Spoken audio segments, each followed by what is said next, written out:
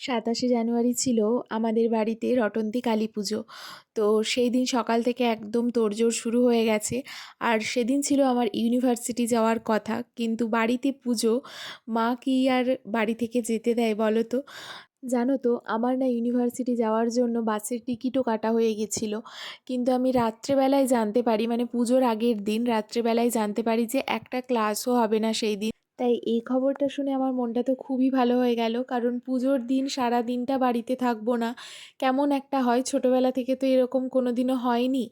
আর আমি যদিও যেতাম ইউনিভার্সিটি, আমি সেদিনেই ফিরে আসতাম, কিন্তু ফিরতে ফিরতে তো আমার অনেক রাত হয়ে যেত। এসে শুধু ওই পুজোটুকুই দেখতে পেতাম, মানে সকালের যে পুজোটা হয় ঘট ডোবানো, এগুলো কিছুই দেখতে পেতাম না। তো আর তোমাদের সাথেও শেয়ার করা হতো না।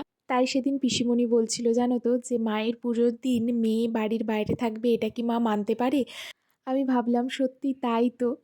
তো সারাদিনটা বেশ আনন্দে কেটেছিল। সবাই পিসিমণিরা এসেছিল। এই পুজোটা যদিও খুব একটা বড় করে হয় না, কিন্তু পুজোটা পুজোর মতোই হয়, শুধু মানুষজন একটু কম থাকে। তো আমি এইদিকে বেলপাতা সব কিছু জোগাড় করতে বসে গেছি, কারণ রাত্রিতে হোমের যে বেলপাতাটা সেটা দাদু অলরেডি, কারোর ওপর ভরসা করে না, সে তার নিজে একদম গুছিয়ে রেখে দিয়েছে। আর যেগুলো পুজোর জন্য লাগবে সেগুলো আমি সব তুলে রাখছিলাম। আর এদিকে ভাইয়া গেছিলো মিষ্টি আনতে, আর আমি তো কালো জামের পোকা একদম, এত কালো জাম খেতে ভালোবাসি। তাই কাকু বলল ওর জন্য অন্তত 1 প্যাকেট আনবি। তো সেই জন্য ভাইয়া কালো জাম এনেছে। আর এদিকে দেখতে দেখতে দুপুরের পুজো কমপ্লিট, চণ্ডীপাঠও কমপ্লিট, আর তারপর হচ্ছিল রাতের জন্য ভোগ। তো এদিকে সব কিছু রেডি হয়ে গেছে পুজোর জন্য, সব জোগাড় যন্ত্র কমপ্লিট। আর এইদিকে আমাদের জেঠুও চলে এসেছে পুজো করার জন্য।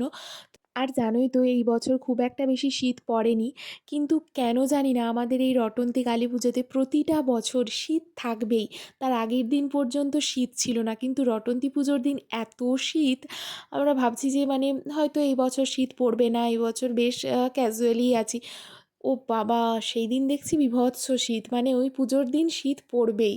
তো যাই হোক, এইদিকে আমাদের পুজো শুরু হয়ে গেছে। জেঠু সবার নামে ওই শাড়ি পুজো যাদের থাকে, শাড়ির পুজো দিচ্ছে। আমাদের এখানে পুজো হওয়ার পর আবার মন্দিরের বাইরে পুজো হয়, ওই চাল কুমড়ো আর মোচা দিয়ে মাকে উৎসর্গ করা হয়। তারপর এসেই হলো এখানে 108 প্রদীপ প্রজ্বলন, তো সেইটা নিয়ে জেঠু আরতি করে। তো তারপর হোম হয়ে আমরা পুষ্পাঞ্জলি দিলাম। আর জানো তো, বছরের ওই একটা দিন আমাদের বাড়িতে কোনো ভাত রান্না হয় না, যা মায়ের প্রসাদ হয় তাই খাওয়া হয়। তো চলো, আজকের ভিডিওটা এই পর্যন্তই, টাটা।